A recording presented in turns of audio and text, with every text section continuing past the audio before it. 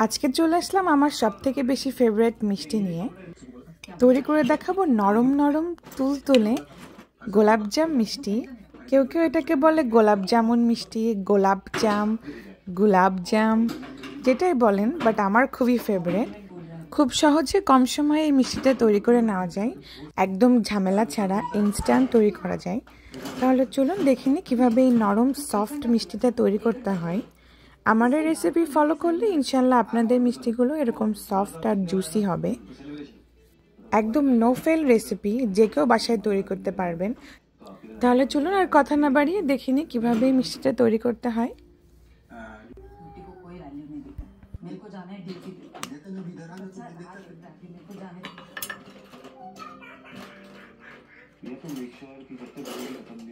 আমি যেহেতু ইনস্ট্যান্ট গোলাপ জামুন তৈরি করব, এজন্য আমার প্রথমে লাগছে গুঁড়া দুধ।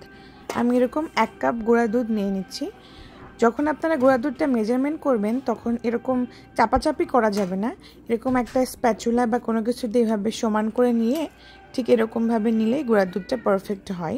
বেশি চাপাচাপি করে নিতে গেলে গুঁড়া দুধের পরিমাণটা বেশি হয়ে যাবে। এখন ঠিক এরকমভাবে সমান করে আমি 2 টেবিল চামচ নিলাম ময়দা, 1 টেবিল চামচ সুজি আর 1 চা চামচ বেকিং পাউডার। এখন শুকনো উপকরণগুলো খুব ভালো করে আমি মিশিয়ে নিলাম। মেশানো হয়ে গেলে দিয়ে দেবো 1 টেবিল চামচ ঘি।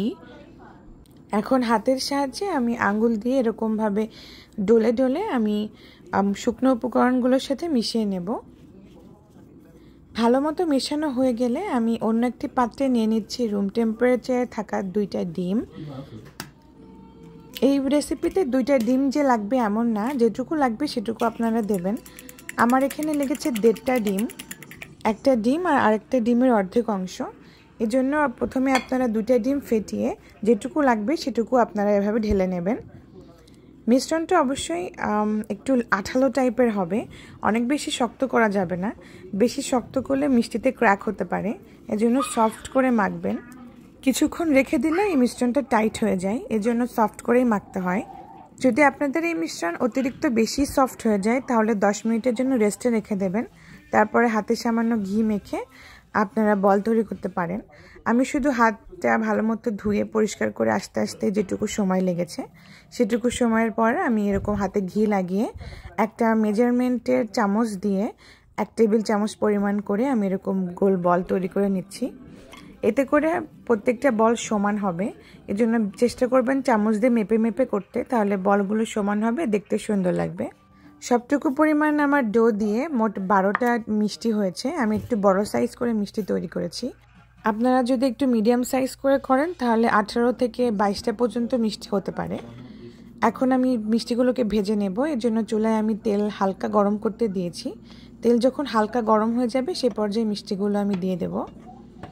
এখন মিডিয়াম হিটে আমি আস্তে আস্তে করে মিষ্টিটা নাড়িয়ে নাড়িয়ে ঘুরিয়ে ঘুরিয়ে ভেজে নেব। এতে করে সব দিকে সমান কালার হবে আর দেখতে অনেক সুন্দর হবে। আর যদি অতিরিক্ত গরম তেলে ভাজেন তাহলে ভেতরে কাঁচা থেকে যাবে আর ওপরে কালার হয়ে যাবে, তাহলে মিষ্টির ভেতরে রস ঢুকবে না। এজন্য একটু সময় নিয়ে করবেন যাতে পারফেক্টভাবে মিষ্টিটা কোকো হয় আবার ওপরটা সুন্দর মতো কালার চলে আসে। দেখুন মিষ্টিগুলো ফুলে একদম ডাবল হয়ে গেছে। চামচ দিয়ে এভাবে ঘুরিয়ে ঘুরিয়ে দিলে পারফেক্টভাবে সুন্দর মতো কালারটা চলে আসে।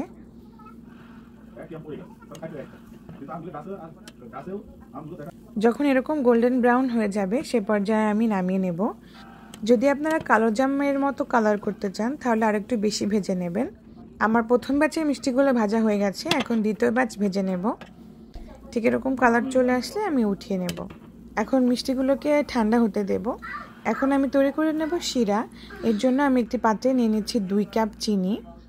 2 কাপ চিনির জন্য আমি এখানে পানি দেব 4 কাপ। আপনারা চাইলে এখানে 3 কাপ পানিও দিতে পারেন। আমি মিষ্টির সাথে একটু শিরা বেশি রাখবো, এই জন্য 4 কাপ পানি দিয়েছি।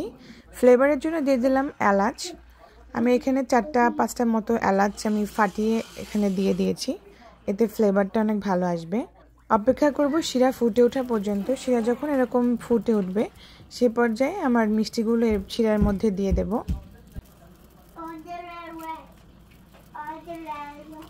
মিষ্টিগুলো শিরার মধ্যে দেওয়ার পরে একটু বাবলের মতো সৃষ্টি হবে মিষ্টির গায়ে, এতে ভয় পাওয়ার কিছু নেই।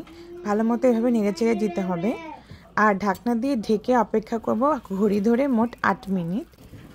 8 মিনিট মতো এরকম ঢাকনা দিয়ে ঢেকে মিষ্টিটাকে রান্না করলে মিষ্টি একদম পারফেক্ট হয়ে যাবে। মাঝখানে একবার উঠিয়ে আমি নেড়ে দিয়েছিলাম যাতে চারিদিকে সমানভাবে শিরাটা ঢোকে। এখন নামানোর আগে আমি দিয়ে দেব প্রায় 1 টেবিল চামচ মতো লেবুর রস। এতে করে ফ্লেভারও অ্যাড হবে আর শিরাতে ক্রিস্টালাইজ হয়ে যাবে না। এই তো দেখুন আমাদের মিষ্টিগুলো একদম ফুলে ডাবল হয়ে গেছে। এখন চুলা বন্ধ করে দেব আর মিষ্টিগুলোকে নামিয়ে নেব। ঠিক এভাবে আমি শিরার মধ্যে রেখে দেব 2 ঘন্টা যাতে মিষ্টিটা পারফেক্টভাবে ঠান্ডা হয়ে যায়।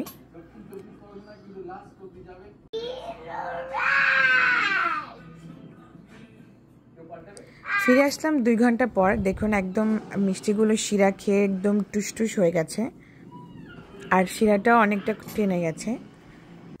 এখন মিষ্টিগুলোকে আমি সার্ভ করে নিচ্ছি। আশা করি আজকের রেসিপি আপনাদের কাছে ভালো লেগেছে। ভালো লাগলে অবশ্যই আমার চ্যানেলটিকে সাবস্ক্রাইব করবেন আর বেল বাটনে ক্লিক করে আমার পাশে থাকবেন। আর অবশ্যই লাইক আর কমেন্ট করতে ভুলবেন না যেন। আমার এই রেসিপি ফলো করে মিষ্টিটা তৈরি করলে ইনশাল্লাহ আপনাদের এই মিষ্টিগুলো পারফেক্ট হবে। আমি মিষ্টিগুলোকে ডেকোরেশন করার জন্য উপর দিয়ে কিছুটা বাদাম কুচি ছড়িয়ে দিয়েছি।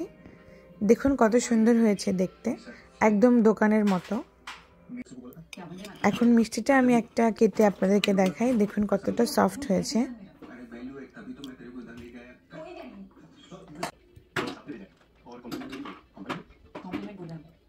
দেখা হবে নেক্সট ভিডিওতে অন্য কোনো রেসিপি নিয়ে। আর আপনাদের যদি কোনো রেসিপির রিকোয়েস্ট থাকে তাহলে প্লিজ আমাকে কমেন্ট করে জানাবেন। তাহলে নেক্সট ভিডিওতে আমি আপনাদের রিকোয়েস্টেড ভিডিওটা দেখানোর চেষ্টা করব। সে পর্যন্ত সবাই ভালো থাকবেন আর আমার জন্য অনেক অনেক দোয়া করবেন। দেখা হবে নেক্সট ভিডিওতে অন্য কোনো রেসিপি নিয়ে। আল্লাহ হাফেজ। मेरे को जाना है ड्यूटी पे।